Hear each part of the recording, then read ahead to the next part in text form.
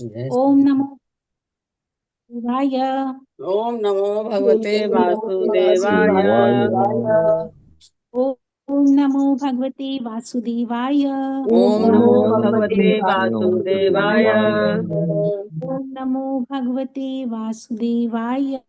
ओम ओम नमो नमो भगवते भगवते वासुदेवाय। वासुदेवाय। नारायणं नमस्कृत्य नारायणं नारायणं नमस्कृत्यं नमस्कृत्य नरं चैव नरोत्तमं नरं नरं चैव चैव नरोत्तमम् नरोत्तमम् देवीं सरस्वतीं व्यासं देवीं देवीं सरस्वतीं सरस्वतीं व्यासं व्यासं ततो जयमुदीरयेत्। ततो ततो जयमुदीरयेत्। जयमुदीरयेत्। नष्टप्रायेष्वभद्रेषु नष्टप्रायेषु भद्रेषु नष्टप्रायेषु यं भागवत सेवया नित्यं नित्यं भागवत भागवत सेवया। सेवया भगवती उत्तम श्लोके भगवती भगवती समश्लोके समश्लोके भक्तिर्भवति नैष्टिकी। भवतिर्भवति भक्तिर्भवति नैष्टिकी। नैष्टिकी। कृष्णाय वासुदेवाय कृष्णाय कृष्णाय वासुदेवाय वासुदेवाय देवकी नन्दनाय च देवकी नन्दनाय नन्दनाय च च नन्दगोपकुमाराय नन्दगोपकुमाराय नन्दगोपकुमाराय गोविन्दाय नमो नमः। गोविन्दाय गोविन्दाय नमो नमो नमः। नमः।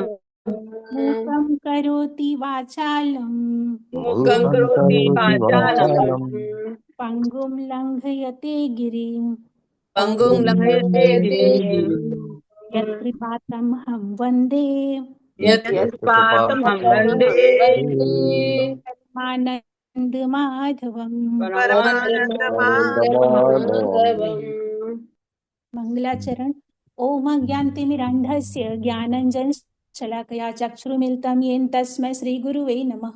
श्रीचैतन्यमनोभीष्टं स्थापितं येन भूतले स्वयं रूपा कदा मह्यं ददाति स्वपदकान्तिनं वन्देऽहं श्रीगुरुव श्रीयुतपदकमलं श्रीगुरुवान् वैष्णवांश्च श्रीरूपं साग्रजातं सहगण रघुनाथान्वितं तं सजीवं साद्वैतं सावधूतं परिजनसहितं कृष्ण चैतन्यदेवं श्रीराधाकृष्णपादान् सहगण ललिता श्रीविशाखातांश्च।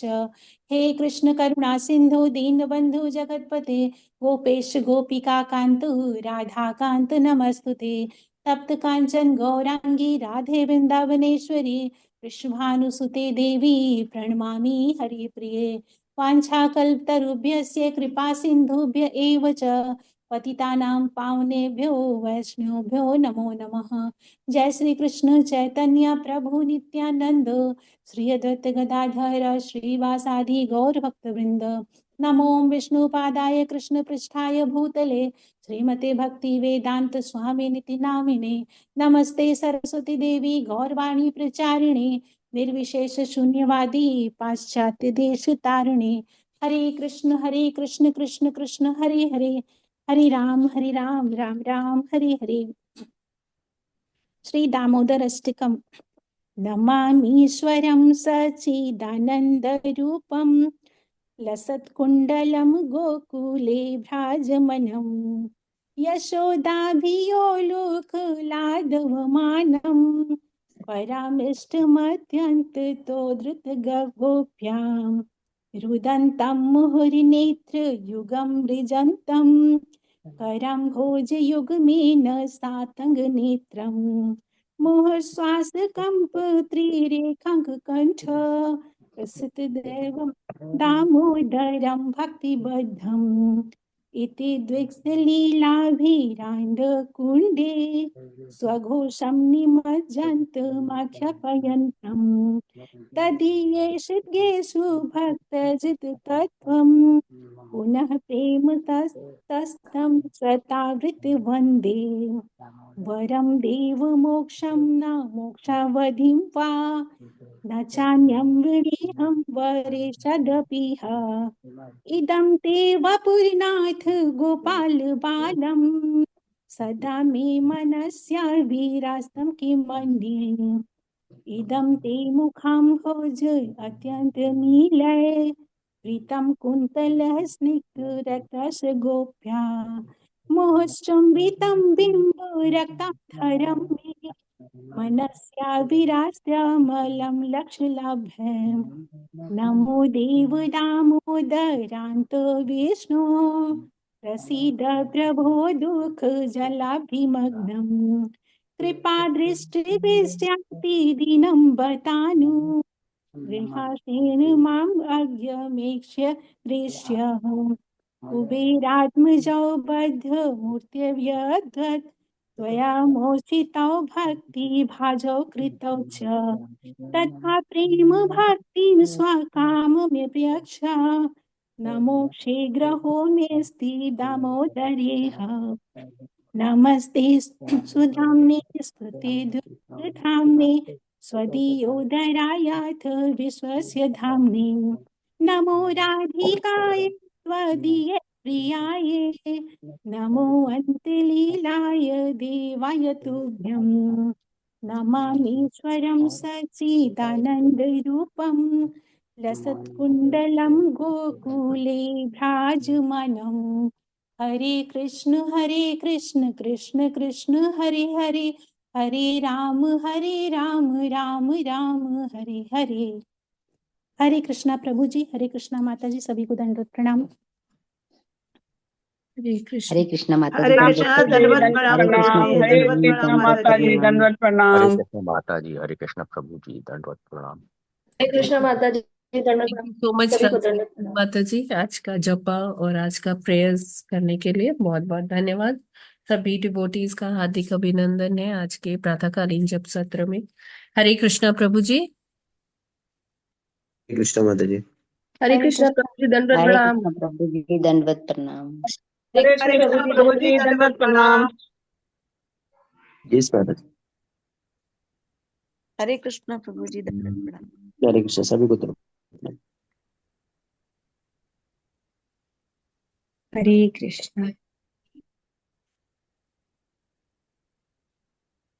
हरे कृष्ण।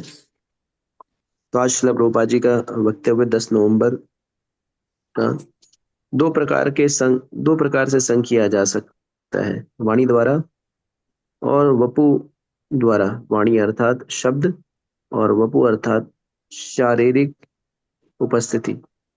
शारीरिक संग से कई बार उपलब्ध शारीरिक संग कई बार उपलब्ध होता है और कई बार नहीं, परंतु वाणी शाश्वत रहती है। 10 नवंबर 1974 बंबई। तो यहाँ पर प्रभुपाद जी बता रहे हैं किस तरह से गुरु का संग किया जा सकता है। जैसे आध्यात्मिक उन्नति के लिए गुरु का संग बहुत ही आवश्यक है। तो ऐसा कहा गया था, भागवत सेवा करने से जो है भगवत प्राप्ति हो सकती है, भगवत सेवा।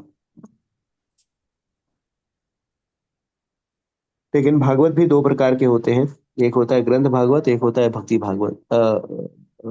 एक होता है ग्रंथ भागवत, एक होता है व्यक्ति भागवत। तो जो व्यक्ति भागवत होता है, जिससे जो कि हम गुरु कह सकते हैं, जो हमारे गुरु होते हैं, उनसे हमें हरिनाम दीक्षा प्राप्त होती है, उनसे हमें निर्देश प्राप्त होता है किस तरह से आध्यात्मिक उन्नति की जा सके। तो तो दोनों भागवतों की सेवा हमें नियमित रूप से करनी चाहिए। भगवान जैसे भागवतों में कहा, नित्यम भागवत सेवया। और भगवद गीता में भगवान कहते हैं, तद विधि प्रणिपाते न परिप्रश्ने न सेवया उपदेशयन्ति ते ज्ञानम ज्ञानिनस्तत्त्व दर्शनम। यानी हमें तत्वदर्शी गुरु के पास जा करके विनम्रता पूर्वक जिज्ञासा करनी होती है, और परिप्रश्न और सेवा, यानी पहले प्रणिपात यानी शरणागत होना है, फिर परिप्रश्न यानी प्रश्न करना है, और उसके बाद सेवा करना है।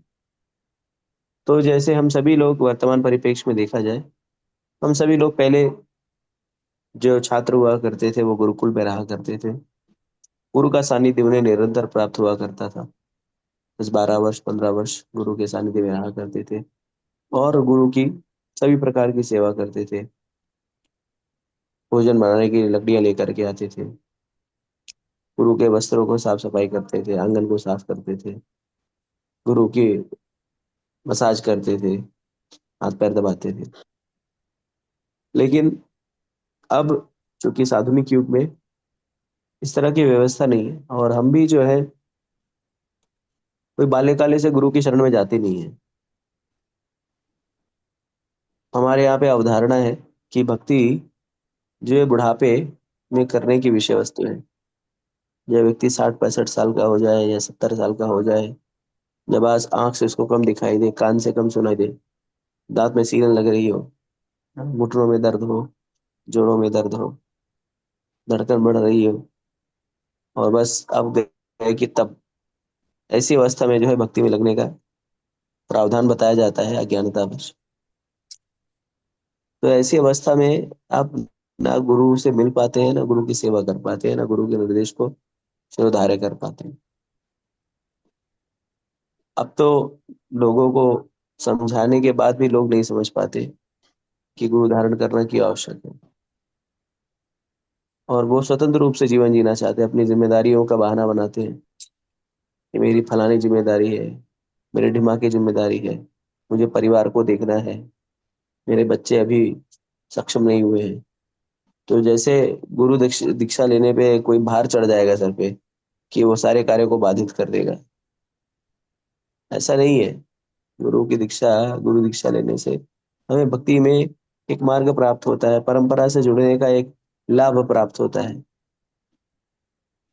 परंपरा की कृपा प्राप्त होती है। तो गुरु दीक्षा लेने पे कोई वैरागी नहीं हो जाता। जब अभी वैराग नहीं आ रहा है तो गुरु दीक्षा लेने पे थोड़ी वैराग आ जाएगा, तो कोई वैराग नहीं आ जाता है। लेकिन परंपरा से जुड़ करके हम कृपा प्राप्त करते हैं। जैसे एक व्यक्ति जो है वो बहुत अच्छा खेल रहा है अपने मोहल्ले में, तो अपना अच्छा खेलेगा मोहल्ले में। लेकिन अगर वही व्यक्ति जो है वो किसी समूह से जुड़ जाएगा, मान लीजिए एक व्यक्ति अच्छा क्रिकेट खेल रहा है अपने मोहल्ले में, तो बहुत अच्छा खेलेगा तो मोहल्ले में ही जानेगा। लेकिन अगर वो टीम से जुड़ जाएगा, तो अगर भारतीय टीम में उसको जोड़ लिया जाएगा, तो भारतीय टीम का खिलाड़ी हो जाएगा, और फिर उसे सब लोग जानेंगे, उसे सब सुविधाएं प्राप्त होंगी। अभी वो स्वतंत्र रूप से ही जो है खाली अपने हिसाब से बल्लेबाजी कर रहा है या गेंदबाजी कर रहा है या खाने पीने की व्यवस्था कर रहा है। लेकिन अगर वो भारतीय टीम से जुड़ जाएगा, तब भारतीय टीम जो है उसकी सारी व्यवस्था देखेगी, उसके खाने की, उसके उसको अच्छा खान पान देना है, उसको कैसे उसके शरीर को स्वस्थ बनाए रखना है, सारी व्यवस्था देखेगी, उसको रहने की सुविधा, आने जाने की सुविधा, और जो भारतीय टीम के लिए जो भी आवश्यक जो सेवाएं उपलब्ध हैं, जैसे कोई भी स्टेडियम में जाके वो प्रैक्टिस कर सकता है, अपना अभ्यास कर सकता है, तो ये सब सुविधा प्राप्त हो जाएगी। तो ऐसा नहीं कि जब मोहल्ले में खेलेगा तो क्रिकेटर नहीं है, वो तभी भी क्रिकेटर है। और जब टीम में चला जाएगा तो क्रिकेटर से अलग हो जाएगा, वो तभी भी क्रिकेटर रहेगा, लेकिन उसको सुविधाएं प्राप्त होती हैं, उसको मार्गदर्शन प्राप्त होता है। उसी तरह से गुरु से दीक्षा लेने पे ऐसा नहीं कि हम जो है घर बार छोड़ करके बैरागी हो जाएंगे और एकदम घर बार छूट जाएगा हमारा, बीवी बच्चे पति से हम त्याग दे देंगे, पति को तलाक देके गोपी बन जाएंगे हम। ऐसा नहीं होगा, पत्नी को तलाक करके हम एकदम सखा बन जाएंगे, ऐसा नहीं होगा। जब आप हरिनाम करने लगते हैं, जब नाम जप करने लगते हैं, आप नियमों का पालन करने लगते हैं, तो आप जो है वो भक्त हो गए। लेकिन भक्त की प्रामाणिकता कैसे? परंपरा से जुड़ने से। परिणाम दीक्षा जो होती है उस हमें परंपरा से जोड़ती है, और परंपरा से जुड़ने पर हमें भक्ति में और सहायक प्राप्त होता है गुरु शिष्य परंपरा का। तो इसलिए वो लेना चाहिए। लेकिन लोगों के पास तमाम तरह के बहाने हैं, और जीवन में सब कुछ करने के लिए कोई बहाने की आवश्यकता नहीं है। घूमने जाएंगे तो कोई बहाना नहीं देंगे, हाँ किसी रेस्तरां में जाएंगे कोई बहाना नहीं देंगे, और बाकी सारे काम करने के लिए कोई बहाने नहीं है। लेकिन भक्ति में बहुत सारे बहाने होते हैं। भगवान कहते हैं ये था माम प्रपद्यन्ते ताम स्थे भजामि। तो जो जिस भाव से भगवान की भक्ति करता है, जो जिस भगवान से भगवान की पूजा करता है, भगवान उसी अनुपात में उसके साथ आदान प्रदान करते हैं। तो हमें कभी भी इस अवसर को छोड़ना नहीं चाहिए, जो अवसर आए, क्योंकि ये शरीर कब क्षीण हो जाए, ये शरीर कब जीर्ण हो जाए, ये शरीर सब छूट जाए, इसकी कोई भी प्रत्याभूति नहीं है। तो इसलिए हमें उचित अवसर का लाभ लेकर के भगवान की सेवा में पारंपरिक गुरु परंपरा से जुड़ जाना चाहिए। तो अब गुरु परंपरा से जुड़ गए तो गुरु की सेवा कैसे करें। तो मैं भी कह रहा था कि पहले गुरुकुल में लोग रहते थे, अब गुरुकुल में रहने की व्यवस्था नहीं है। तो कभी फिर भी जो है गुरु, जब भी हमें गुरु से हम भेंट करें, उन्हें हमें उचित के लिए हमें कुछ क्या कहते हैं, उन्हें कुछ उपहार ले जाना चाहिए। उनकी कुछ आवश्यकता हो तो उसको पूछना चाहिए। और संभव हो सके तो उनके लिए, जैसे वर्तमान समय में चूंकि गुरुजन भी जो है परवैज्ञिकाचार्य होते हैं, विचरण कर रहे होते हैं, कभी मिले तो उनके लिए भोजन इत्यादि बनाने की सेवा जो है ले लेनी चाहिए। तो क्या इससे ही इतना करने मात्र से लाभ होगा? तो प्रभुपाद जी कहते हैं, प्रभुपाद जी कहे कि अपने जीवन में अपने गुरु से 2-3 बार ही मिला। और बहुत सारे उनके जो गुरु भाई थे वो अपने गुरु जी के साथ, भक्ति सिद्धांत महाराज के साथ ही रहते, लेकिन वो महाराज के भाव को ना समझ करके वो अपने हिसाब से कार्य किया करते थे। तो एक बार भक्ति सिद्धांत महाराज, जिनके बहुत सारे शिष्य थे, एक पत्रकार ने उनको पूछा कि आपके कितने शिष्य हैं, अपने शिष्यों की संख्या आप बता सकते हैं? तो भक्ति सिद्धांत सरस्वती महाराज ने कहा कि मेरे सिर्फ 2 शिष्य हैं। तो पत्रकार आश्चर्यचकित हो गया, अरे आपने 64 गौड़िया मठ स्थापित किया, नए जगह पे आप प्रचार प्रसार करवा रहे हैं, और आप कह रहे 2 ही शिष्य? तो बोले हाँ। तो बोले कौन? तो बोले मेरा पैर और मेरे हाथ, यही मेरे 2 मेरे शिष्य हैं। तो क्यों? तो क्योंकि यही मेरी बात सुनते, बाकी कोई मेरी बात नहीं सुनता। तो अगर दीक्षा लेकर के अगर निर्देश का पालन नहीं कर रहे हैं तो शिष्य होने का कोई अर्थ नहीं है। अगर कोई शिष्य बना ले, शिष्य का अर्थ है कि जो गुरु की निर्देश पर पूरी तरह से आश्रित हो, निर्देश को शिरोधार्य करे। तो भक्ति सिद्धांत महाराज ने कहा कि मेरे 2 ही शिष्य हैं, बाकी कोई शिष्य नहीं है मेरा, मेरी बात ही नहीं सुनते। और प्रभुपाद जी बताते भी हैं कि उनके बहुत सारे जो गुरु भाई थे, जो कि भक्ति सिद्धांत सरस्वती महाराज के साथ में रहते थे, लेकिन उनके मनोभाव को नहीं समझते थे और अपने गुरु को दुखी देते थे। तो कहते थे कि ये जो शिष्य जो है गुरु के निकट रहना चाहते हैं, सदैव निकट रहना चाहते हैं और उनके निर्देशों का पालन नहीं करते, ये लोग मच्छर की तरह होते हैं। मच्छर भी व्यक्ति के बहुत नजदीक रहता है, लेकिन बहुत नजदीक रह करके मच्छर क्या करता है? सिर्फ खून चूसता है।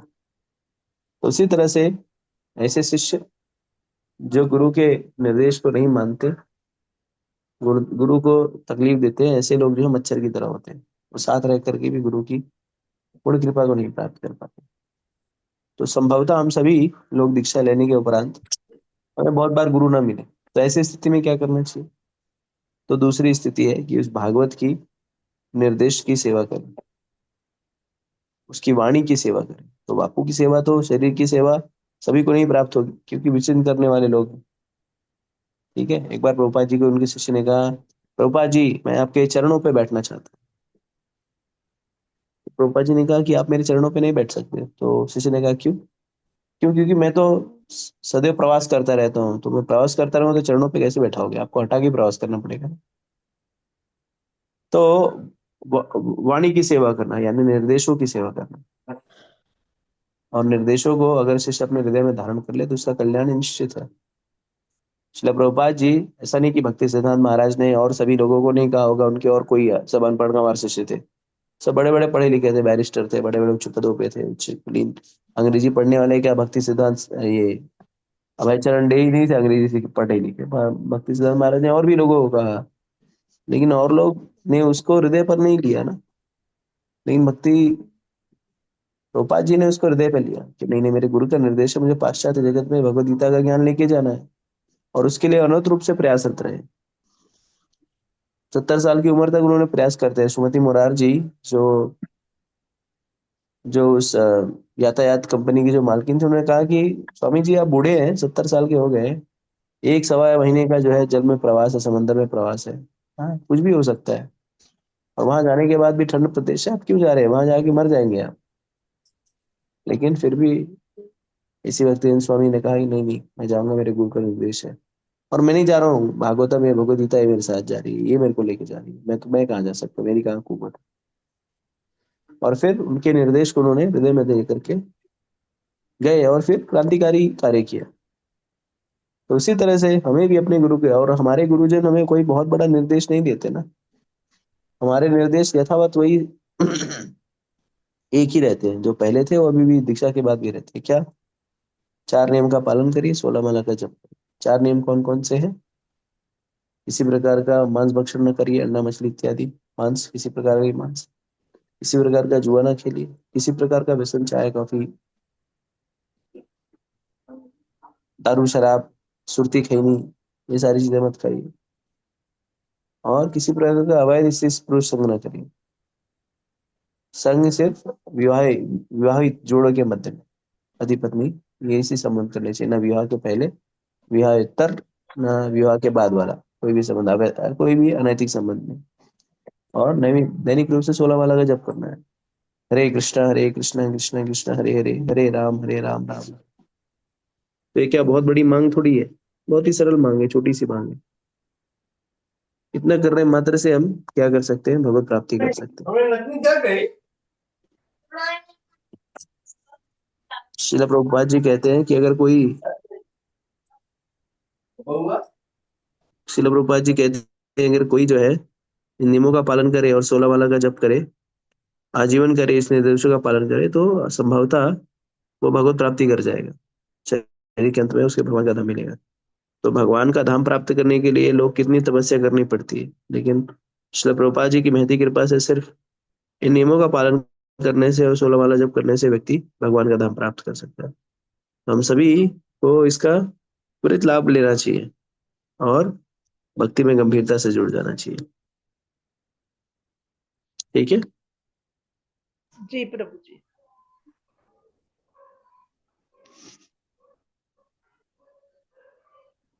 ठीक है। और किसी, ठीक है, हम अगला श्लोक पढ़ते हैं।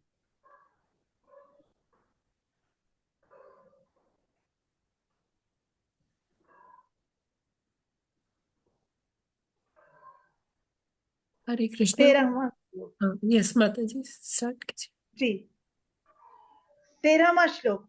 ब्रह्मोवाच अथ तस्योषतीं देवीं ऋषिकुल्यां सरस्वतीं नासाद्य मन्युदष्टानां तेषामात्माप्यतृप्यत।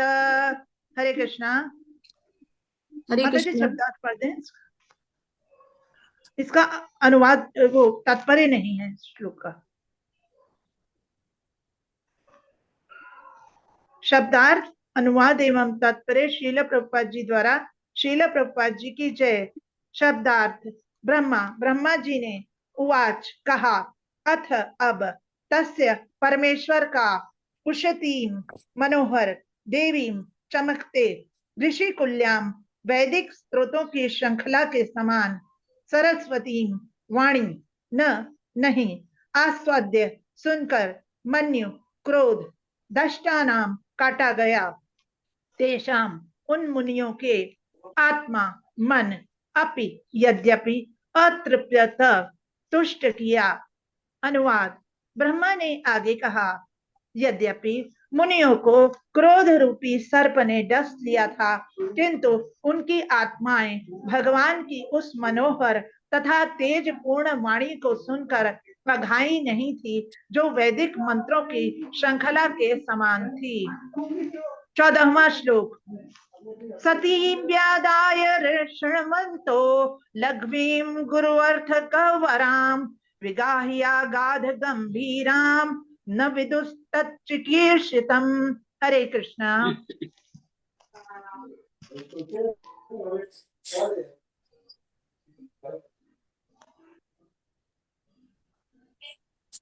पढ़िए आप। हरे माता कृष्णा। जी पढ़िए। हरे कृष्णा। सतीं प्रदाये श्रीणुवन्तो लद्वीं गुर्वर्थ गृहां विगाहाय गाधा गंभीरां न विदुस्त चिकीर्षितम्। हरे कृष्णा। हरे कृष्णा। प्रभु को दंडवत प्रणाम। सतीं व्यादाय शृण्वन्तु लद्वीम गुरुवर्थ गुहराम विगाहागाध गंभीराम नाविदुस्त चकीर्षितम्। हरे कृष्णा। हरे कृष्ण। सत्यं व्यादाय शृण्वन्तो लघ्वीं गुर्वर्थ गौहरां विगाहाय गधा गंभीर विगाहाय गाध गंभीरां न विदुस्तश्चित विदुस्तश्चित विदुस्तचिकीर्षितम्। कीर्षितम्। हरे कृष्ण। हरे कृष्ण। सतिं व्यादाय शृण्वन्तो लध्वीं गुर्वर्थ गह्वरां विगाह्य गाधगम्भीरां न विदुस्तत् चकिर्सतम्। हरे कृष्णा, सबको सादर प्रणाम। हरे कृष्णा। सतीं व्यादाय श्रीर्वन्तो लध्वीं गुर्वर्थ विगाः गाध गंभीरां न विदुस्त चिकीर्षितम्। हरे कृष्णा, सभी को दंडवत प्रणाम। हरे कृष्ण। स्त्रीव्यादाय शृण्वन्तो लघ्वीं गुर्वार्थगभ्रां राम विगहागाध गभीरां न विदुषुचिकीर्षितम्। हरे कृष्णा, दंडवत प्रणाम सभी को। हरे कृष्णा। सतिं व्यादाय शृण्वन्तो लघ्वीग्वर्तगहरां विज्ञागाद् न विदुस्त चिकीर्षितम्। हरे कृष्णा, दंडवत प्रणाम। हरे कृष्णा। सतीं व्यादाय शृण्वन्तो लघ्वीं गुरु अर्थ गह्वरां विगाहय गाधगम्भीरां न विदु तत् तत् चिकीर्षितम्।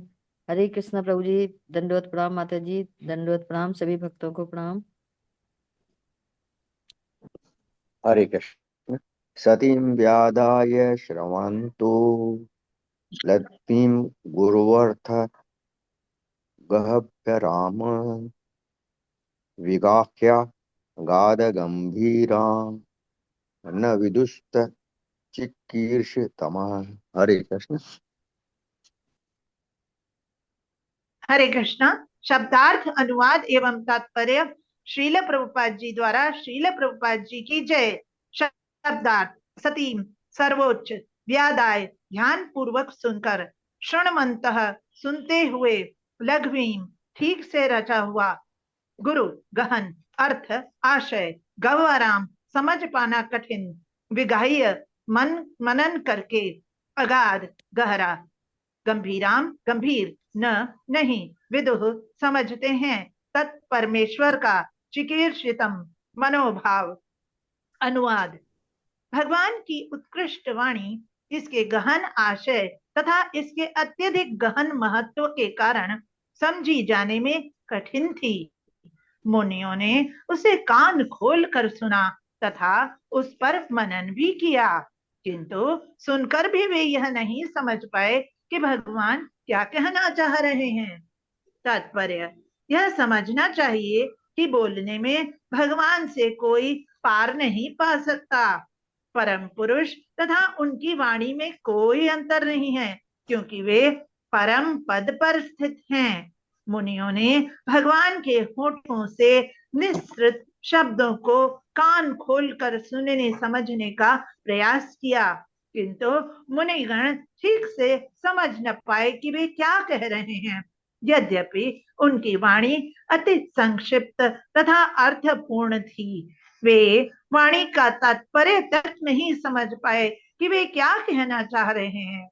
नहीं वे यह समझ सके कि भगवान उन पर क्रुद्ध हैं या प्रसन्न हैं। हरे कृष्णा। हरि बोल।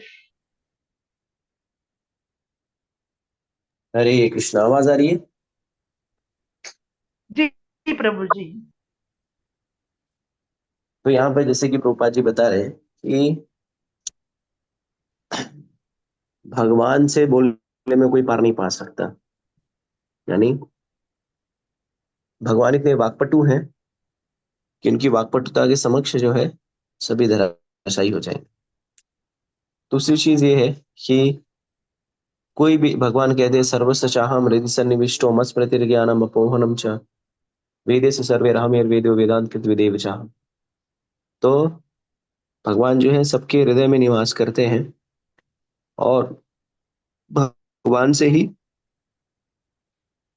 ही जीवों में स्मृति और विभ्रम आता है। तो ये भगवान की इच्छा पर निर्भर करता है कि क्या चीज हमें समझ आएगी, क्या चीज हमें समझ नहीं आएगी। दूसरी चीज हमें समझ में आना चाहिए कि भगवान के भक्त जो हैं भगवान को देख करके, भगवान को सुन करके पूरी तरह से भाव विभोर हो जाते हैं, और उस भाव के स्तर पर भी चीजें जो है भगवान को किसी भक्तों को नहीं समझ में आ सकती। जैसे हम ध्रुव महाराज के संबंध में देखते हैं कि ध्रुव महाराज जो कि उत्तानपाद के पुत्र थे, अपनी विमाता के द्वारा अपमानित किए जाने के कारण बहुत ही क्रुद्ध होते हैं, और क्रुद्ध अवस्था में उनकी विमाता कहती है, अपने पिता के साथ सिंहासन पर बैठने की चेष्टा के दौरान विमाता उन्हें अपमानित करते हुए कहती है कि जाओ, तुम मेरे पुत्र नहीं हो और इस कारण तुम इस सिंहासन पर बैठने के अधिकारी नहीं हो। तुम जाओ और भगवान नारायण की भक्ति करो, और उनकी भक्ति करके उनको ये कहो कि वो तुम्हें मेरे गर्भ से जन्म दे, और इसके उपरांत तुम इस बैठने का अधिकार प्राप्त करोगे। इस तरह अपमानित होने के बाद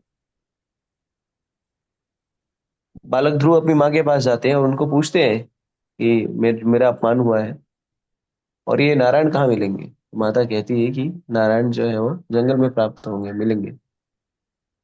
और सारे राजसी ठाट बाट वस्त्र त्याग करने के उपरांत 5 वर्ष का बालक ध्रुव ये जंगल में जाता है नारायण की खोज अनुसंधान करने हेतु, खोज करने हेतु।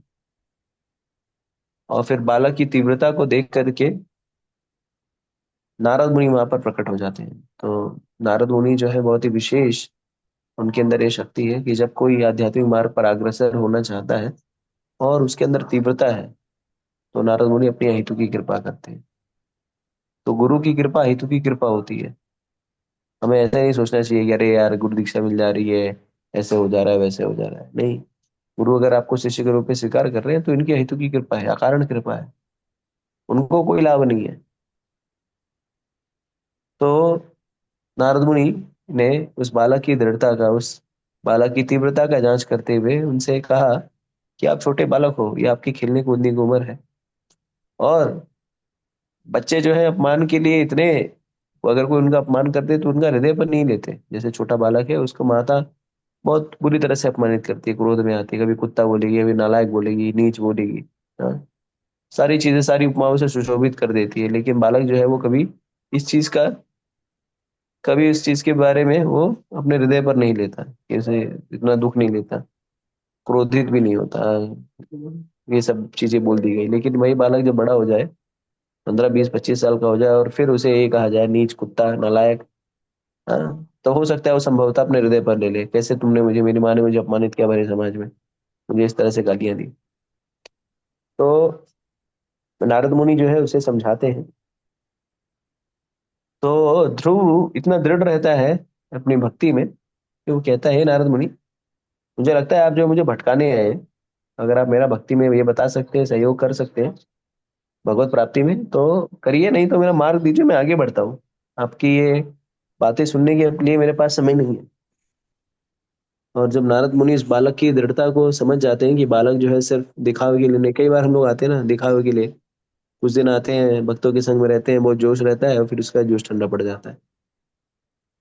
क्यों जोश ठंडा पड़ जाता है? क्यों? रुचि नहीं आती, लोगों के अंदर कमियां दिखती है, भक्ति में गंभीरता नहीं रह जाती।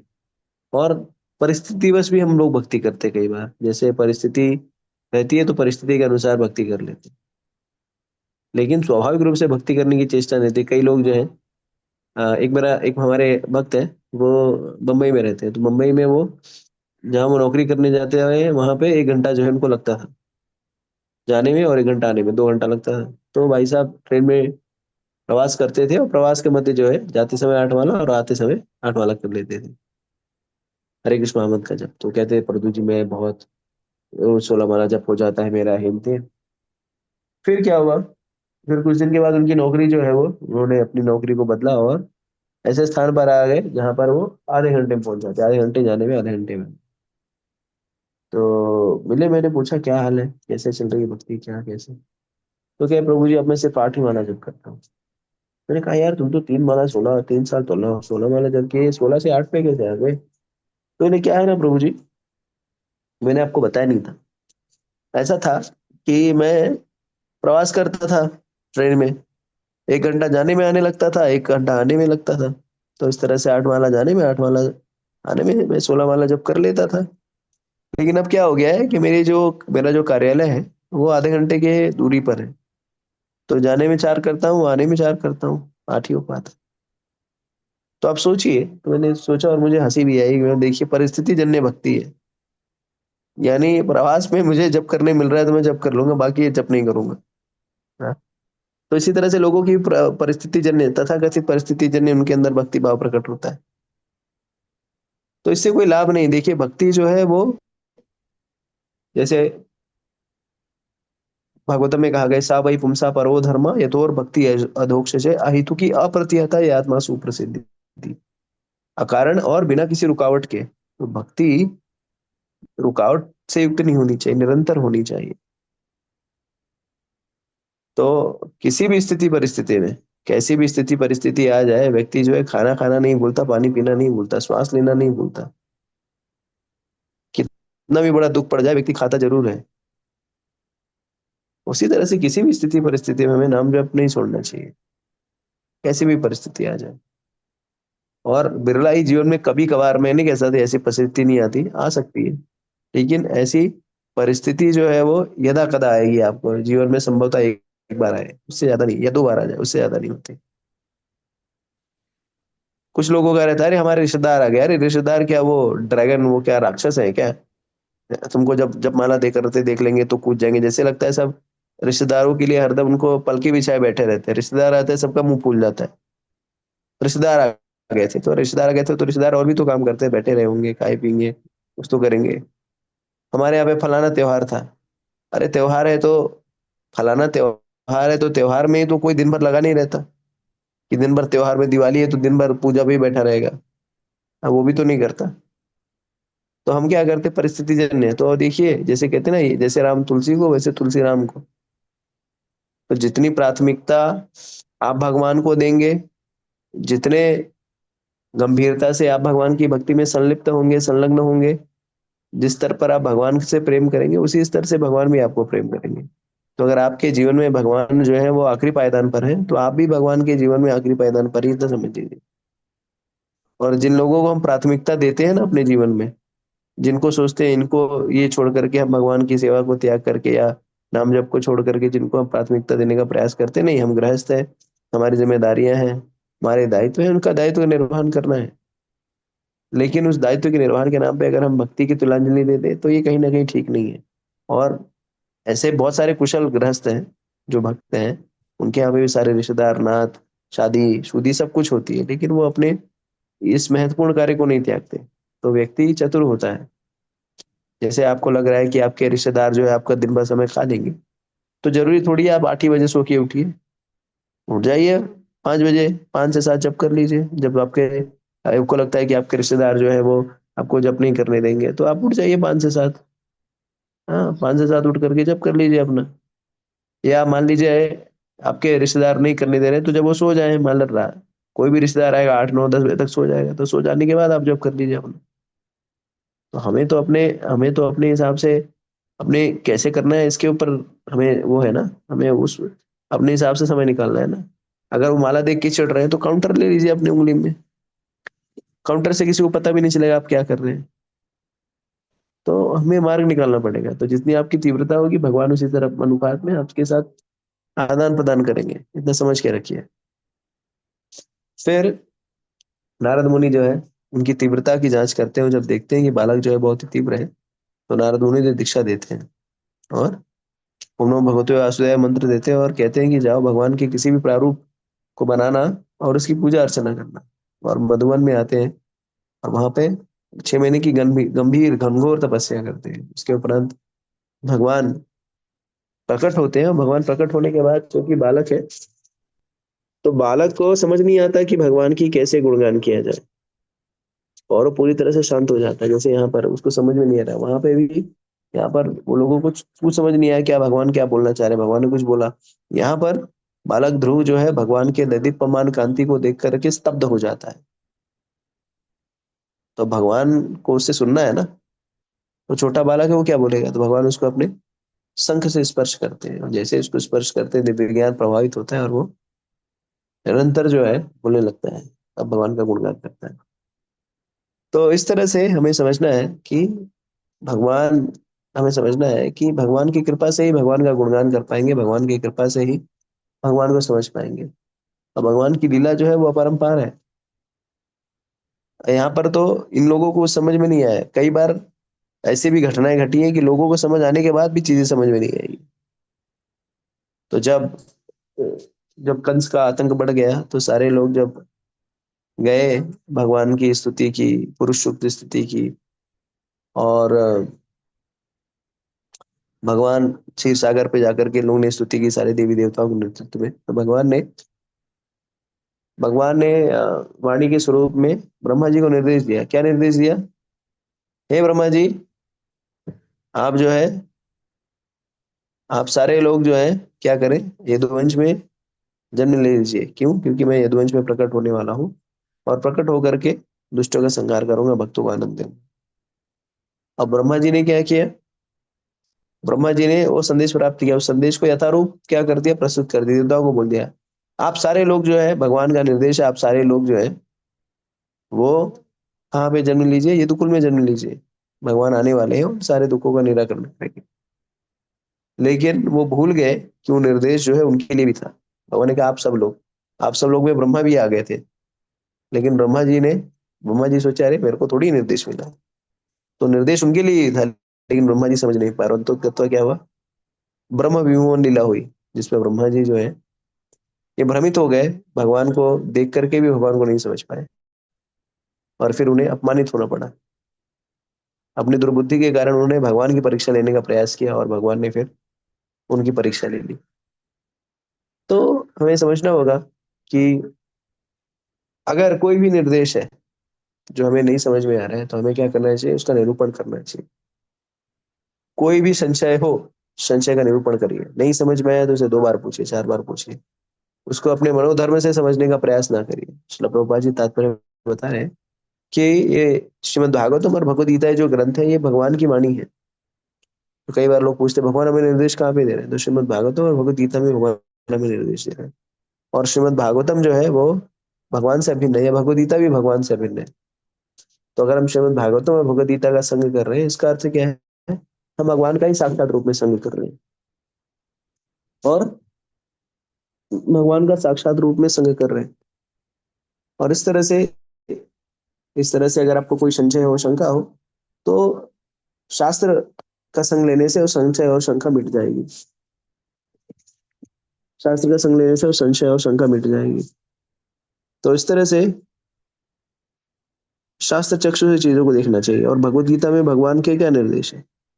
भगवान का 2 ही निर्देश है, मन्मना भव मद्भक्तो मदयाजी माम नमस्कुरु माम यस्य युक्तव्यम आत्मनम मत्परायणा। तुम मुझ में युक्त हो जाओ, मेरी भक्ति करो, मुझे नमस्कार करो, और मेरी सेवा में संलग्न हो। इस तरह से तुम मुझे प्राप्त हो गए। और सर्वधर्मान परित्यज्य मामेकम शरणम व्रज अहम त्वं सर्वपापेभ्यो मोक्षयिष्यामि मा शुचः। तो सारे तथाकथित धर्मों को त्याग करके मेरी शरण में आ जाओ, मैं तुम्हें अपनी शरण में ले लूंगा, डरो मत, और सारे पापों से भी मुक्त कर दूंगा। तो क्या अब ये निर्देश का क्या हम पालन कर रहे हैं? हम शरणागत हो रहे हैं क्या? हम तो सारी बाकी चीजों को शरणागत है, लेकिन भगवान को शरणागत ही नहीं है। हमारी चेष्टा में बाकी सब चीजों पर विश्वास है, दृढ़ विश्वास है, लेकिन भगवान की वाणी पर कोई विश्वास नहीं है। तो ये अभाव, ये दुराग्रह किस कारण से है? क्योंकि भगवान की सत्ता पर हम पूर्णतः विश्वास नहीं करते। तो हमें उस वृत्ति से बाहर निकलना है और भक्ति के प्रति गंभीर होकर के भगवान की सेवा में संलिप्त होना है। भक्ति के प्रति गंभीरता आएगी भगवान के भक्तों का संग में रह करके, संग लेकर के। और जो भगवान के भक्तों का संग नहीं लेता, वो भक्ति का पोषण नहीं हो पाता, क्योंकि भगवान के भक्तों के संग में रह करके हम भगवान के विषय में श्रवण करते हैं, भगवान के विषय में कीर्तन करते हैं, और ये दोनों चीजें जो है वो भक्ति का पोषण करती हैं। जैसे किसी वृक्ष को, किसी भी कली को अगर उसे, या किसी भी पौधे को अगर उसको वट वृक्ष में या वृक्ष में उसको बदलना है, तो उसको नियमित रूप से जल से उसका सिंचन करके पोषण करना पड़ेगा। उसी तरह से व्यक्ति को अगर आध्यात्मिकता में, भक्ति में उन्नति करनी है, भगवत मार्ग में उन्नति करनी है, तो उसे जल से, श्रवण और कीर्तन रूपी जल से उसका नियमित रूप से सिंचन करना पड़ेगा, और तभी संभव हो पाएगा जब व्यक्ति भक्तों के संग में रहेगा। और जब भक्तों के संग में रहेगा तो व्यक्ति जो है भक्ति के प्रति गंभीर होगा, भगवान के प्रति उसकी श्रद्धा और आस्था बढ़ेगी, भगवान के प्रति उसका प्रेम बढ़ेगा, और अनवरत रूप से नाम जप, सेवा, तन बंधन से सेवा में लगने से, नाम जप करने से, शास्त्रों का अध्ययन करने से व्यक्ति जो है भगवान का सानिध्य प्राप्त करेगा, भगवान का आकर्षण प्राप्त करेगा, और ये आकर्षण प्राप्त हो जाएगा तो भगवान के लिए तो शाश्वत धाम जाने के व्यक्ति योग्य हो जाएगा। हरे कृष्ण। ठीक है, किसी का कोई प्रश्न है? जी प्रभु जी।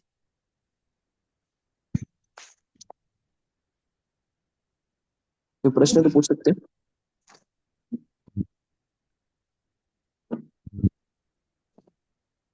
हरे कृष्ण प्रभु जी। दंडवत ये प्रणाम। बात है, ये बात है। वो जैसे ये भी तो ध्यान में आता है ना कि अभी जैसे अभी शरणागत हो गए तो फिर बच्चों को भी तो उपदेश देना है, बच्चों को अपने ढंग से उपदेश देना है। दूसरों अब हम बच्चों के बारे में जानते हैं कि वो किस लेवल तक समझता है, डरा करके या मतलब बच्चे नहीं है, बड़े हैं तो, लेकिन फिर भी उनका जानते हैं। तो शरणागत का मतलब तो फिर बच्चों को हम कैसे करेंगे, क्योंकि बच्चों को धीरे धीरे चाहे कम ही रूप में आ रहे हैं, कम से कम थोड़ा बहुत तो आ ही रहे हैं। जैसे एकादशी का व्रत कर रहे हैं, थोड़ा चाहे उतना नहीं कर पा रहे हैं जो हमारा, फिर भी कर ही रहे हैं। तो चाहे डरा के धमका के चाहे कैसे भी कर रहे हैं, तो फिर शरणागत में तो फिर बच्चों से भी कोई मतलब नहीं रहेगा क्या? ऐसा तो होगा ना? क्यों बच्चों से मतलब नहीं रहेगा? किसने कहा आपको भगवान के शरणागत हो तो बच्चों से मतलब नहीं करेंगे? अब पांडव लोग थे जो थे, उनके बच्चे नहीं थे क्या? वो शरणागत थे, बच्चे नहीं हुए उनके, ये बच्चों का देखभाल नहीं किए। तो शरणागत होने का अर्थ ये होता है कि व्यक्ति भगवान के ऊपर शरणागत हो जाता है, तो वो उसके जीवन में जो भी घटित होता है उसे भगवान की कृपा मानता है। ठीक है, ऐसा नहीं अपनी जिम्मेदारी से भाग जाता है। अर्जुन ने भगवत गीता सुनी, तो भगवत गीता सुनने के बाद वो थोड़ी जंगल चला गया, अपने दैनंदिन कार्यों का निर्वहन किया। ठीक है, तो शरणागत होने का अर्थ ये है कि जो भी कुछ हो, रक्षति इति विश्वासो, कि भगवान मेरा संरक्षण करेंगे, या मेरे जीवन में जो भी घटित हो रहा है सही हो रहा है, ये होता है उसका अर्थ। ये नहीं कि हम अपनी जिम्मेदारियों से भाग जाएंगे। अब ध्रुव महाराज भगवान के शरणागत थे तो उनके बाल बच्चे नहीं हुए क्या? उनका परिवार नहीं था क्या? सब कुछ था। तो शरणागत होने का अर्थ क्या है कि जो भी जीवन में जो भी घटित हो रहा है, अच्छा बुरा, उसे भगवान की कृपा मानना। ठीक है, ये होता है शरणागत का अर्थ। जी। ठीक है। तो और एक और था बहुत पहले, आपने बताया था, अगर नाम अच्छी तरह से याद है तो, परशुराम जी के पिता ऋषि जमदग्नि और माता रेणुका का बताया था कि जी। उन्होंने, रेणुका माता ने जरा सा किसी पुरुष को थोड़ा सा उसका प्रशंसित वो कर ली, तो उनको गर्दन काटने को बोला। और हाँ। जैसे अहिल्याबाई और गौतम का भी शायद ऐसी था।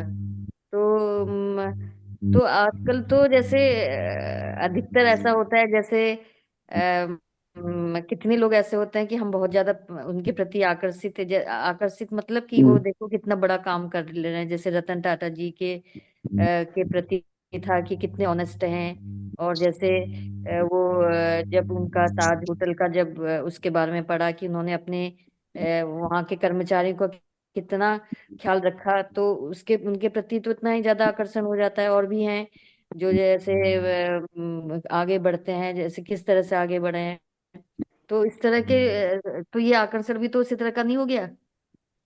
नहीं नहीं, देखिए जो जमदग्नि और रेणुका माता का जो था, तो रेणुका माता जो है उसके प्रति कामुक भाव से आकर्षित थी। ठीक है, तो देखिए क्या है, एक जो कामुक भाव जो होता है ये आजकल तो बहुत सामान्य हो गया है, मतलब लोग इस तरह से चीजें कर रहे हैं। लेकिन किसी भी स्त्री के लिए, कोई भी पुरुष के लिए उसका सतीत्व जो है सबसे महत्वपूर्ण होता है। देखिए पहले, जैसे कि मैंने स्कंद पुराण की कथा बताई थी कि एक एक एक एक ब्राह्मण था और वो उसको कोढ़ हुआ था, उसको चलने फिरने की इच्छा ताकत नहीं थी, और फिर वो उसको अपनी उसके घर के सामने से एक वेश्या गुजरती, सुंदर वेश्या, और वो ब्राह्मण जिसको कोढ़ हुआ है वो उसके प्रति आकर्षित हो जाता है, और आकर्षित होकर अपनी पत्नी को कहता है कि मैं इसका संग करना चाहता हूँ। और वो, अब कोढ़ी व्यक्ति से कौन सी वेश्या जो है संग करेगी? तो उसकी पत्नी जाती है, वो सेवा इत्यादि करती है और अंतुगत्वा वो वैसे तैयार हो जाती है कि चूंकि तुमने मेरी इतनी सेवा की, मैं तुम्हारे पति की इच्छा पूरी करूंगी। और फिर वो अब उनको लेकर के कैसे आए, चलने फिरने में सामर्थ्य नहीं, तो लाद करके लेके आती है अपने पति को। और फिर एक ऋषि जो है, मंडवी ऋषि, वहां पे तपस्या कर रहे होते हैं। उसके शरीर से जो दुर्गंध निकलती है, उससे उनकी तंद्रा टूट जाती है और श्राप दे देते हैं कि जो भी कोई है इतना गंदा, सूर्योदय होते उसकी मृत्यु हो जाए। लेकिन ये स्त्री चूंकि सती रहती है, अपने पति के प्रति उसका पूरा समर्पण रहता है, किसी पर पुरुष के प्रति उसका आकर्षण नहीं रहता आजीवन, जो कि उसका पति कुछ भी काबिल नहीं रहता। तो ऐसे सतीत्व के कारण वो कहती है कि सूर्योदय होने से पहले मेरा पति मारा जाएगा ना, मैं अगर मेरे अंदर कोई भी सतीत्व है तो सूर्योदय ही ना हो। और फिर सूर्योदय नहीं होता और फिर हाहाकार मच जाता है। फिर उसके आगे आगे भी कथा है कि कैसे सारे देवी देवता आते हैं, उसको अनुरोध करते हैं कि छोड़ो ये वो, और फिर आपका पति जो है वो हो जाएगा। तो अब क्या है कि अब देखिए, पहले के जो साधु महात्मा होते थे उनके तपोबल रहता है, वो श्राप दे दे तो कुछ भी हो जाता था। अब देखिए कोई श्राप दे दे, क्यों? तपोबल ही नहीं है। तो इसी तरह से ये सारी चीजें, जो शुचिता का पालन करना, ये तपस्या का द्योतक होता है। तो अगर कोई व्यक्ति जो है किसी किसी पर पुरुष के प्रति नहीं आकर्षित हो रहा है, या पर पुरुष जो है किसी पर पत्नी के पर स्त्री के पीछे नहीं आकर्षित हो रहा है, तो उसके लिए इस सतीत्व का अभाव है और उसे तपोबल मिलता है। आजकल तो बहुत सामान्य हो गया, लोग तो खुलेआम कहते हैं कि हम तुम्हारे साथ हैं, लेकिन दूसरे व्यक्ति के साथ हमारा संग है। तो ये तो पशुवत व्यवहार हो गया, तो उसके लिए हम कुछ नहीं कर सकते। तो हमें हमें चाहिए कि किसी भी व्यक्ति के प्रति, किसी भी पर पुरुष या पर स्त्री के प्रति कामुक भावनाओं से बाहर ना, कामुक भावनाओं से ग्रसित ना हो, क्योंकि ये नियम को भी तोड़ता है ना एक प्रकार से। कलयुग में एक चीज ये अच्छी है कि आप मन में अगर कोई भाव लाते हैं, तो भाव लाने से कुछ पाप नहीं लगता जब तक कि वो कर्म नहीं करते आप। तो लेकिन जब भाव आएगा, उसका मंथन करेगा, तो आदमी कर्म भी करेगा। तो इसलिए सावधान रहना चाहिए। हरे ठीक है, कृष्णा जी जी। हरे कृष्ण। प्रभु हरे जी। कृष्णा प्रभु जी। कृष्णा प्रभु जी, जी, हमको थोड़ा सा वो लोटस कमल के बारे में थोड़ा सा वर्णन कर दीजिए, बता दीजिए। वहां पे मतलब लाइट कैसी है, क्या है जहाँ भगवान है वैकुंठ धाम पे? भगवान जहाँ वैकुंठ में है, स्वयं प्रकाशित जो धाम है, वहां पर किसी सूर्य की आवश्यकता नहीं, वो स्वयं प्रकाश, भगवान के तेज से ही पूरा धाम प्रकाशित है। तो प्रभु जी, क्या वहाँ जैसे कि पानी है खूब सारा और वो एकदम चांदी की तरह, कुछ ऐसा है क्या प्रभु जी? नहीं नहीं, जल जो है वो स्वच्छ जल है। और जो धाम है वो स्वयं प्रकाशित है। और मतलब जो भी चीज यहाँ पे विकृत रूप में देख रही है, वहां पर वो सुचारू रूप में है। बस जैसे यहाँ पे नदियां जो है खाली एकदम अभी गंदगी हम से, जब कर रहे थे सुबह, तो वह 4 बजे के करीब, तो आंख बंद करके तो वो हमको ऐसे दिखा जैसे कि खूब मतलब कमल, खूब बड़ा सा कमल है और उसमें खूब चांदी जैसा पानी है, वो खूब चांदी जैसा झिलमिल झिलमिल चमक रहा है और उसमें कोई बैठा है, बस यही इतना दिखा प्रभु जी। नहीं कोई दिक्कत नहीं, भगवान ही कमल के कमल पुष्प के ऊपर बैठे हैं, या ब्रह्मा जी, हो सकता है आपको ब्रह्मा जी दिखाई दिए हो, ब्रह्मा जी जो कमल पुष्प के ऊपर बैठे हो, तो ब्रह्मा जी भी वैसे हो सकता है। ये क्या होता है ना, देखिए, ये साफ मन नहीं। मस्तिष्क जो है ना, मन मस्तिष्क जो है ना, जो भी आप श्रवण करते हैं ना, मन उसी चीज को आपको प्रकाशित करके दिखाता है। तो इससे ये समझ में आता है कि आपकी भक्ति में बहुत रुचि, आप ध्यान पूर्वक श्रवण करती है। तो जो शास्त्रों का वर्णन करती है, भगवान जो है उसको एक प्रकार से मन जो है आपको आपके पटल पर प्रकाशित करता है। तो अच्छी बात है माता जी, कम से कम और चीज आपको नहीं दिखाई दे रही, ब्रह्मा विष्णु महेश ही दिखाई दे रहे हैं, तो ये अच्छा है, अच्छा तो लक्षण प्रभु जी है वहां पे क्या ऐसा? है ना, है ना। और आप कमल खूब बड़ा सा है और वो चमक रहा है, खूब पानी है, खूब झलमल झलमल हो रहा, एकदम ट्रांसपेरेंट, तो ऐसा लगता है चांदी बिछी हुई है, इतना जी चमक जी रहा जी है, जी जी जी जी बिछी जी हुई है। हाँ, जी माता जी है। आप जो भी कल्पना कर सकते हो, सारी चीजें जो है वैकुंठ जगत में उपलब्ध है। नहीं प्रभु जी, हमने कल्पना नहीं की, इस साफ नहीं साफ नहीं, कल्पना नहीं, नहीं नहीं, कल्पना नहीं, मैं कह रहा हूँ कि हमारे जो, हमें जो भी दिखाई देता है, या जो भी सारी चीजें हैं, वो सब उपस्थित है वहां पे, ये कह रहा हूँ। मतलब ये सच में है वहां पे? जी जी, सच में। थैंक यू प्रभु जी। हरे हरे कृष्ण कृष्ण। प्रभु जी, दंडक हरे प्रणाम। हरे- हरे कृष्णा गुरु जी। जी माता जी, बोलिए। जो ये इससे पहले जो टॉपिक पे था ना, वो जो बहुत सती थी और उनके पतिदेव को कोढ़ हो गया था। हाँ हाँ। हाँ, मुझे उस पे एक वो क्वेश्चन आ रहा है मन में कि अगर वो इतनी सती थी तो this is the height of the husband, then आपको इतना बीमारी है और वो इतनी डेडिकेटेड होके आपकी वो कर रहे हैं, एंड फिर भी आप उनसे संतुष्ट ना होके अगर आपके मन में अगर ये वाली वो आ रही है, इजंट इट वो एक मतलब क्या बोलूं, गंदा वाला वो है। हाँ तो है, तो है I'm he. unable to coin that term for that. मतलब ये तो हाइट ऑफ द हस्बैंड हो गया गुरुजी। हाँ नहीं नहीं, मतलब हस्बैंड हो गया है, लेकिन अगर ऐसा दुराचारी अगर पति है तो उसको हाँ त्याग कर देना एग्जैक्टली चाहिए। हाँ दुराचारी। हाँ हाँ दुराचारी अगर पति है, तो अगर ऐसा दुराचारी पति है तो उसको त्याग कर देना चाहिए। देखिए फिर तो स्त्रियों वो के लिए ये कोर नहीं होना कहा गया उसका है कि, जायज है ना देखिए गुरुजी। शास्त्रों में लिखा है, शास्त्रों में ये भी लिखा है कि अगर पति जो है दुराचारी है और वो भगवत भक्त नहीं है, वो गलत काम कर रहा है, तो स्त्री का दायित्व नहीं है कि उसके पीछे पड़ी रहे, उसका त्याग कर देना चाहिए। फिर ये तो उनका साथ दे रही है उनका, ये भी तो पापी ये हो गई बताया फिर। जा रहा है कि डेडिकेशन के बारे में। अभी कथा जो अगर जी दुराचारी का जी साथ नहीं देती तो कैसे उनके सतीत्व के बारे में पता चलता कि उन्हें जी सूर्य को जी उगने नहीं दिया। जी जी ठीक है, हाँ तो भगवान लीला के माध्यम से दिखाते हैं कि सतीत्व का क्या क्या महत्ता है। तो भले ही वो दुराचारी था, लेकिन पत्नी जो है पूरी तरह से समर्पित थी। और जब ब्रह्मा जी वो उस ऋषि ने कहा कि सूर्योदय होने से पहले मारा जाएगा, तो उसने अपने सतीत्व का प्रदर्शन नहीं किया, लेकिन फिर भी अपने पति के प्राण की रक्षा करने हेतु कहा कि अगर मेरे अंदर कोई भी सतीत्व है, अगर मैंने किसी पर पुरुष के बारे में कोई चिंतन नहीं किया जीवन भर में, तो सूर्योदय ही ना हो।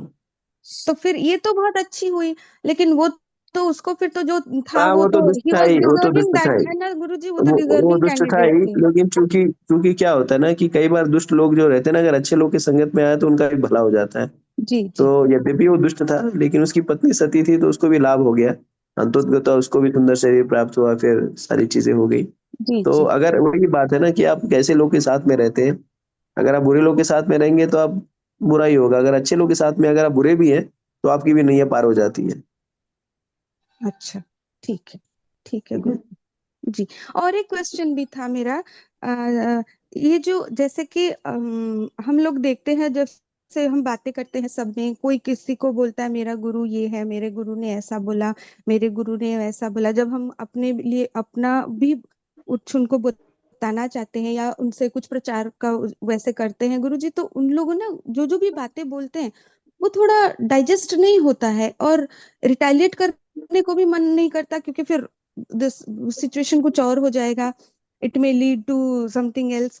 तो इस चीज को हम कैसे वो करें और कैसे समझें कि हाँ उनके गुरु ने उनको बोला तो जाने दो, ये हम कैसे उस चीज को वो करें, क्योंकि कभी कभी वो सच में वो नहीं होता, लॉजिकली नहीं होता है, बट वो उस चीज का वो करते हैं नहीं, बड़ा उनको बड़ा बोलने ही नहीं सॉर्ट चाहिए ऑफ। कि हमें किसी को गलत नहीं प्रूव करना है, ना किसी को सही प्रूव करना है। वो जो बोल जी रहे हैं उनकी बातें, हमारी बातें, हमारी बातें, तो हमें ना कहीं सही कोई गलत। ठीक है। जी क्या, जी तो हमें किसी को वो नहीं करना है। अगर कोई बोल रहा है मेरे गुरु, कोई हाँक रहा है, कुछ ऐसा बोल दिया वैसा बोल दिया, हाँ ठीक है ना भाई, तो अपना जिंदगी जी ले, अपने हिसाब से कर ले, हमको क्यों उनके इंटरफेयर करना है। और हमें पता भी होता है कि लॉजिकल नहीं है, सही नहीं है, झूठ है, लेकिन फिर भी हाँ देखो क्या। हाँ लेकिन उससे क्या फर्क पड़ता है, अगर हम उसको तर्क से उसको पराजित भी कर दे तो भी मानने वाला नहीं है, तो हमें क्यों अपना समय वेस्ट करना है। ठीक है, पता है उतना गुरु सब। जी, हम्म। एक जन भक्त से मेरे मतलब मैं इसलिए मैं आउट ऑफ रेस्पेक्ट उनको भक्त बोल रही हूँ, वो बोल रहे थे उनके गुरु ने पर कहा नॉन वेज खाना इट्स ओके, आप जब तक मन ये है कर, ऐसे कैसे किसी जीव का हत्या हो रही है और वो तो इट्स नॉट गुड। नहीं नहीं, तो क्या है ना कि वो देखिए वही है ना, डोंगी गुरु लालची चेला, दोनों का नरक में ठेलम ठेला। तो आप जी जैसे जी रहते हैं, आपको ऐसा गुरु ढूंढ लेते हैं, तो आप भी ऐसा गुरु ढूंढता है जो उनकी इच्छाओं को पूरा करे। गुरु का ही कार्य नहीं होता है कि अपने शिष्यों की इच्छाओं को पूरा करे। तो हम्म और ये भी हमें समझना होगा कि उसके लेवल को देख करके उसने बोल दिया होगा। अब क्योंकि व्यक्ति लेवल को देखता है, जैसे छोटा बच्चा है, वो बोलेगा बॉल से हम्म खेलूं, तो अब उसको मना करोगे तो भी बॉल से खेलेगा ही। ठीक है। अच्छा तो फिर आदमी जो उनके गुरुजी मतलब जो भी है, मैं उनके लिए स्पेकुलेट नहीं कर रहा हूँ, लेकिन हो सकता है उनके हाँ स्तर को देख करके बोले भाई कर ले चल तू, तेरे को ये समझ में आ रहा है, ये करने से तू भक्ति मेरे को तो ठीक लग रहा है, चल कर ले, ये पाप तो तेरे को मेरे लगेगा भी लेकिन चल। हाँ हाँ हाँ लेकिन कोई भी ऐसा प्रामाणिक गुरु रहेगा, वो आपको इस तरह के निर्देश नहीं देगा। पहली बात कि आप जो है जीव हत्या करिए, ये सारी चीजें वो हाँ तो आपको वो समझाएगा ही। ठीक है। तो एनीवेज वही मैं कह रहा हूँ कि हमें उनके उसके गुरु ने किसको क्या दिया, ठीक है, उनके गुरु ने बोला ठीक है, हमें स्वीकार कर लेना चाहिए, आगे बढ़ना चाहिए, उनसे बहस करके कोई मतलब नहीं। कि उनका उसका जी संबंध है ना, हम उसके संबंध में क्यों इंटरफेयर करें, या उसके हाँ संबंध में क्यों वो करें। हाँ तो हमें किसी की नहीं देखिए, हमें हमें खाली अपना देखना है, हमारे गुरु हमारे आचार्य हमको जी क्या बोल रहे जी हैं और दूसरे के क्या बोल रहे हैं उनको देखने दीजिए। वो क्या बिल्कुल। कर रहे हैं, वो कहाँ पे जाएंगे, उनका उनका लुकआउट है, हमारा लुकआउट नहीं है। That's why I ignored. हाँ, नहीं इग्नोर करिए, और कोई उनसे बहस करके भी मतलब नहीं है, ना उनको समझाने का प्रयास करिए। जी जी, ठीक है, धन्यवाद गुरु जी। अरे हरे हरे कृष्ण कृष्ण। प्रभु जी। कल वो पूना वाले में दो एग्जाम्पल आए थे। एक तो जो है प्रहलाद महाराज का आया। प्रहलाद महाराज ने तो 1000 वर्ष तक जो है गर्भ में जो है भगवान की जो है अपने गुरु से भक्ति सुनी, और उसके बाद भी 6 महीने तक किया तो भगवान के 2 बार दर्शन हुए। एक तो प्राइमरी स्टेज में और एक बाद में जब उनको वो मिला। परंतु एक जो है एग्जाम्पल आया था नरसिंह भगत का, जिसके बारे हाँ, में कि वो तो इतने उच्च कोटि के थे कि भगवान की भक्ति में इतने लीन थे कि जब भी वो अपने वाद्य यंत्र से केदार राग से करते थे तो भगवान उतने उसी समय भी उनके सामने जो है दर्शन देते थे उनको। तो ये तो बहुत महान भक्त हुए कि जिनको भगवान कृष्ण के इतना आसानी से दर्शन हो रहे हैं। परंतु उन्होंने ब्राह्मण की कन्या के विवाह के लिए जो है दान में देना चाहता था, तो कुछ पैसे से तो कुछ थे ही नहीं इन्होंने। तो साहूकार के यहाँ इन्होंने, साहूकार ने कहा अपना केदार यंत्र रख दो। अब केदार राख जो रख दिया तो भगवान का जो है दर्शन कैसे करेंगे।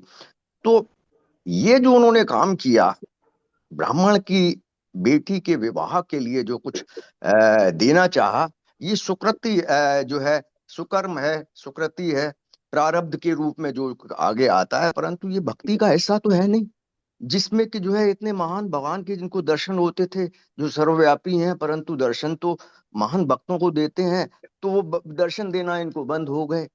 तो ये क्या शिक्षाप्रद है कि भगवान की भक्ति नहीं में नहीं, भगवान को दर्शन देना बंद नहीं हो गया। उसमें भगवान को जैसे तो राग मैंने तो था ही नहीं उनके पास प्रभु जी। मैंने मैंने क्लास में बताया था कि उनका जो केदार राग से उनका भगवान को दर्शन होगा ये नहीं है। वहां पर भगवान को अपने भक्त की भगवत्ता को सिद्ध करना था, उस लीला के अनुसार जो है वो केदार राग उन्होंने वहां पे रख दिया, वहां पे उनको गिरवी रख दिया, जो कि कोई यंत्र नहीं है, ये राग है। ठीक है, उसके बाद जब जब भगवान का वहां पर प्रकटीकरण हुआ, तो ये भगवान ये दिखाना चाह रहे थे कि जैसे उस श्लोक में क्या था कि प्रहलाद महाराज पूरी तरह से भगवान के ऊपर आश्रित थे, और उनका खाना पीना रहना सोना किस तरह से हो जाता था उनको पता नहीं चलता था। तो भगवान के भक्त के जीवन की जो भी जिम्मेदारियां हैं वो अपने आप निर्वाहित हो जाती हैं, उनको ज्यादा चिंता करने की जरूरत नहीं थी। तो उस परिप्रेक्ष्य में ये था कि यद्यपि वो केदार राग उनके पास नहीं थी, लेकिन भगवान ये दिखाना चाहते थे कि भगवान के भक्तों को संरक्षण करते हैं, और स्वयं वो प्रकट होकर के उसका उसका जो कर्ज चुकता किए, और फिर यहाँ पर उनको बताया। ठीक है, तो ठीक है। ये था अरे भाव। हाँ ठीक है। प्रभु जी, भाव उसका अलग था। हालांकि उससे जो है शायद भक्ति बीच में जो है उनकी इंटरप्ट हुई, तो जब राजा के यहाँ गए तो वो भगवान को जो है उस समय में जो है उनके साक्षात दर्शन के लिए असमर्थ हो गए थे। तो उसका अब प्रभु जी इसमें कल आपने जो बताया है कि साधना भक्ति, भाव भक्ति, प्रेमा भक्ति, और ये जो है 26 में से जो ऐसे बताए हैं, तो इसमें जो लोग भाव भक्ति तक, कुछ भक्त ऐसे भी हैं जो कि भगवान का जो है भक्ति का प्रेम में भक्ति करते हैं और भाव भक्ति के लेवल पर भी आ जाते हैं। हालांकि साधना भक्ति में भी वो पूर्ण नहीं होते, परंतु आ जाते हैं। तो ये भाव भक्ति में आ जाने पर क्या ये अपने आप में सफिशिएंट है, और क्या है ये भाव नहीं भक्ति? नहीं, भाव भक्ति का जो भाव है वो अपने आप अंतिम रूप से आप उसको नहीं प्रकट कर सकते। जो आपका साधना भक्ति परिपूर्ण स्तर पर पहुंच जाता है, तो भाव भक्ति का स्तर प्रकट होता है। तो ऐसा नहीं है कि कोई भी अपने मन से कोई कार्य करे। ठीक है, तो जब साधना आप अच्छी करेंगे, साधना करते करते वो भाव का स्तर कब आ जाएगा आपको पता नहीं चलेगा। अभी हमारा नाम ही जब ठीक से नहीं हो रहा है, तो कहाँ भाव हाँ, आएगा। अच्छा अच्छा, ठीक है। ठीक है, तो साधना का परिपक्व अवस्था जो है भाव है। अच्छा, बीच में भाव किसी को डायरेक्ट आ जाए और बीच में आ जाए नहीं नहीं नहीं, साधना, वो सिर्फ चला हुआ है, वो सहज हो गया, सहजिया हो गया वो, फिर वो पर्ची। अच्छा, ऐसे ही प्रेम हाँ। भाव, प्रेम भक्ति का भाव भी जो है हाँ, अब वो ट्रेन हो जाएगा तो बिना नहीं नेमक वो, के। कुछ लोग क्या है लड्डू गोपाल लेके घूमते रहते हैं, लेकिन उनको रख देंगे साइड में और भाग जाएंगे। जब आप अपने बच्चे को बहुत प्रेम करते हो ना, तो उसको उसको साथ में ले रहते हो, उसको छोड़ के नहीं भागते। तो उनका प्रेम का स्तर वही समझ में आ जाता है। ठीक है। ठीक है प्रभु जी, हरे कृष्ण। हरे कृष्ण। और किसी कोई प्रश्न है? 7:05 हो गए, हरे किसी कृष्ण। को? हरे कृष्ण प्रभु जी, दंडवत प्रणाम। यस माता जी। बस प्रभु जी वही पूछना चाह रहे थे कि हमारे फर्दर क्या वर्किंग होने चाहिए दीक्षा के बाद गुरु के समर्पण में। 4 नियम फर्स्ट पालन थिंग। करिए, 16 माला जप करिए, और प्रचार कार्य मिलेगी। ठीक है, जी। बस यही। और अगर प्रचार कार्य भी नहीं कर पा रहे तो वेट फॉर टाइम प्रभु जी। प्रचार कार्य नहीं कर पा रहे हैं तो ये आप 16 वाला जप करिए, 4 नियम का पालन करिए, भक्तों का संग लीजिए। ठीक है प्रभु जी, ठीक है प्रभु जी। हरे प्रभु जी कृष्ण। बहुत बहुत धन्यवाद प्रभु जी। हरे कृष्ण।